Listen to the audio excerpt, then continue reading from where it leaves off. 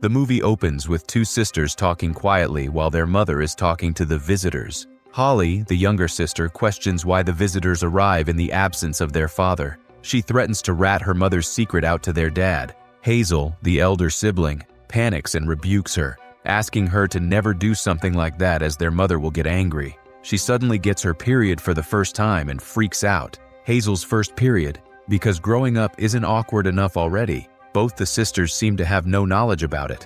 Holly, afraid at the sight of blood, calls out to their mother. Surprisingly, and rather creepily, she begins to sob upon seeing Hazel's bloodied underwear. She asks Holly to play a game where she has to close her eyes and count to 100 and then repeat the process. In the meantime, she takes Hazel away with her and locks the bedroom door. After a while of counting, she hears the bedroom door mysteriously open. Her doll is lying on the ground. She picks it up and goes in search of her mother and sister. She goes downstairs and after a bit of searching, finally finds them. What she sees horrifies her, and she lets out a blood-curdling scream. Her mother is drowning Hazel in the toilet. When she realizes that her mother has spotted her, she bolts and picks up an umbrella for protection. Her mother picks up a knife and maniacally searches for her, yelling at some invisible visitors to leave. Holly is quick on her feet and hides behind the curtains. She parts it a little and tries to spot her mother. Her mother shows up behind her instead, scaring the wits out of her. The psycho tries to stab her with a knife, stating that she has no choice.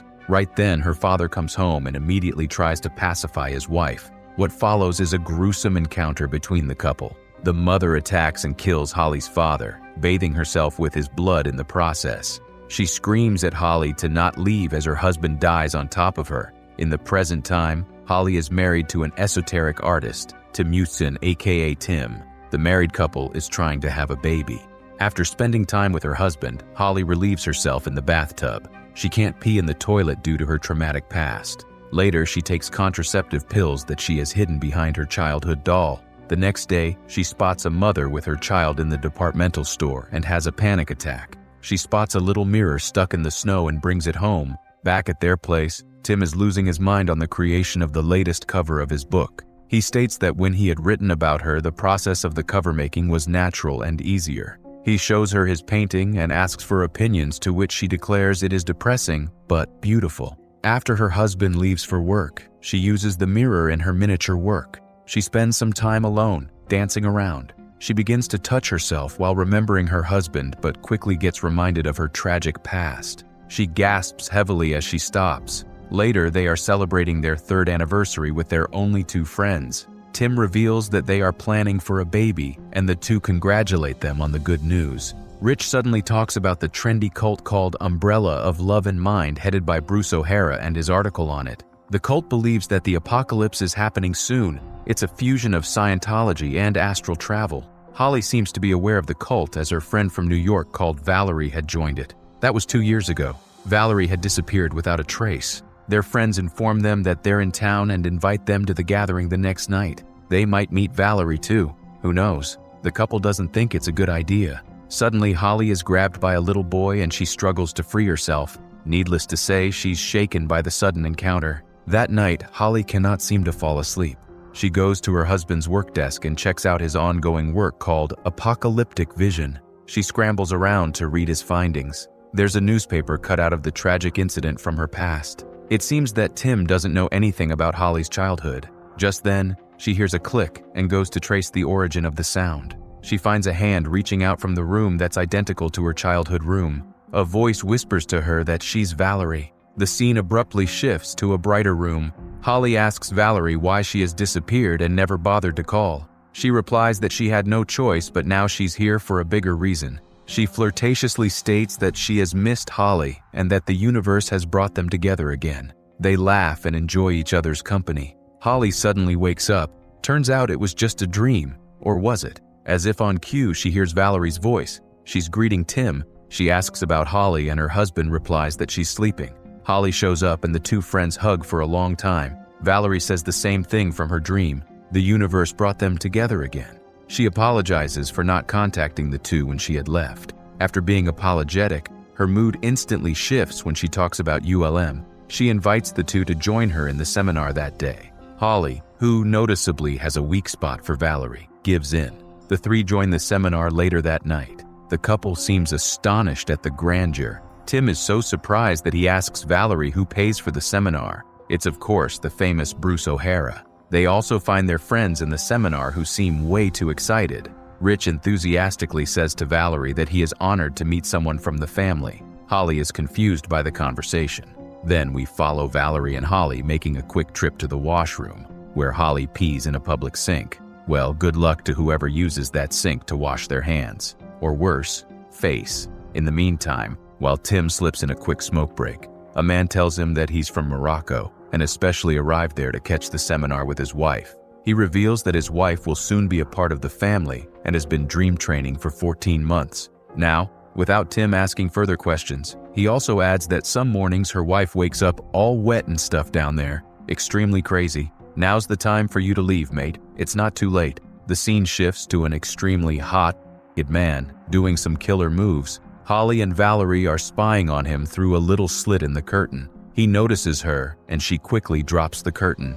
After a while, the seminar begins. Valerie is not with the couple as the family members are supposed to arrive separately. The entire party is packed and the excitement is insane. Bruce O'Hara makes an unforgettable entrance, pulling some quirky moves. He's literally worshipped among the masses. He talks about how people are trapped in their memories and dreams, and we are just merely visitors. Holly instantly pays more attention to the mention of the term as it reminds her of her mother. Bruce states that he can dream surf, know people's minds and their secrets. He had gotten a vessel dream the previous night, which showed him that he would meet a very special woman today. The woman is apparently the soulmate of a new family member. He feels the vibration of the room and approaches Holly. He confirms that she's the special woman and asks her to hold out her hand. He takes off his gloves and touches her. Suddenly, Holly is transported into her bathroom. She's staring at the toilet in fear as it overflows with water. She manages to leave the bathroom and is brought back to the present. Everyone begins cheering for Bruce while he bleeds through his nose. Back at home, Tim and Valerie argue about Bruce. He calls him a con man while she disagrees. She asks him to explain the change in Holly's demeanor, but he has no answer. Holly joins them and confesses to Tim about not being ready to have a baby. Tim is disappointed and asks why she hasn't been truthful with him. She confirms that after Bruce has managed to remove her fear, she's now ready to bear a child. Again, she also starts arguing with Valerie about disappearing for years and being jealous that Bruce is treating her differently. She claims that Valerie is also jealous of her family. Valerie calms her down and confesses that she only wants to help her. Upon Holly asking her to help her then, the three engage in a steamy Later that night, she goes to the room downstairs and sits for a while. Suddenly, a figure shows up and leaves with a clicking noise. She grabs a flashlight and follows it. She reaches a shed. She flashes her light then and sees the bloodied body of her mother. She screams, making Tim and Valerie rush to her. She frantically tells Valerie that she has seen her mother. When they go to check though, no one's there. Unfortunately, Holly has lost her amulet that she wears around her neck all the time. It's a safety device for her, which resembles the amulet in the painting of a woman from her childhood home. Tim tries to find it, but fails. The next day, she goes to meet Bruce again. She finds a copy of the printed version of Apocalyptic Vision. When she reads the last page, it resembles everything that she has done until reaching for the book at the end of the stairs. She drops it and makes her way to find Bruce. She finds him, with herself. She touches her shoulders and suddenly she's back. Turns out she has been dreamwalking. Bruce advises her to go back to where everything had begun. In her memory, she goes back to her childhood house. Surprisingly, she opens the door to little Holly's room, tying it with the mysterious way her door had opened at the beginning of the movie. Holly goes to search for her mother, and both Hollys find her psycho mother trying to kill Hazel. When her mother chases after the young Holly, she spots the older one and tells her to leave, calling her a visitor. As it turns out, Hazel had been alive. When Holly hears a jostle from behind the curtain, she moves it and stabs Hazel with the umbrella, not noticing that it was her instead of her mother. In the present, Holly freaks out and maniacally repeats that she has not killed her sister. Bruce tries to calm her down, but she doesn't. Stuck in a sequence of dreams, she leaves the place. It seems like Bruce has been trying to draw her in because she's apparently the master visitor. He has a conversation with himself, where it seems like he's possessed by someone else too. She returns home and searches for Tim and Valerie. Instead, she notices Hazel, but when she calls out to her, she leaps towards her covered in blood. Valerie shakes her to bring her back while Tim is lying in the forest with her amulet in his hand. To add on, Bruce shows up and states that he is the only one who can pull her away from the maze of dreams. Unfortunately, Tim arrives just then, but Bruce proceeds to finish him off. Tim desperately claims to love Holly, but Bruce denies it. While he struggles to die, many visitors arrive clad in a cloak. Bruce calls them his children. They drag Holly and make her lie down as Valerie begs Bruce to stop everything. She spits at him that she trusted him, but he pays no attention.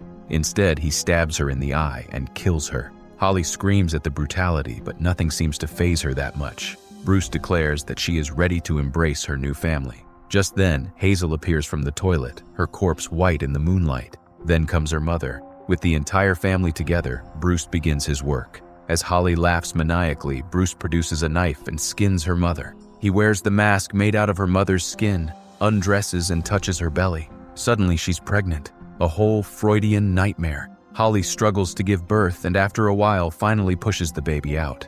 It is a lump of flesh and blood, which she bursts open to find the baby inside. Bruce also carves the flesh out from her mother's back to use as a towel to wrap the baby with. Hazel comes to touch her sister with adoration, but when she looks up, it's the woman from the painting with the same amulet as her. After the bizarre events, Bruce and all the visitors bow in front of the new master. Holly takes the baby and goes up to the balcony. Looking down, she finds hundreds of visitors rejoining the new master. Bruce plays a celebratory horn as the sky breaks out, revealing horns. The entire scene is reminiscent of Tim's painting for the cover of his book, Apocalyptic Visions.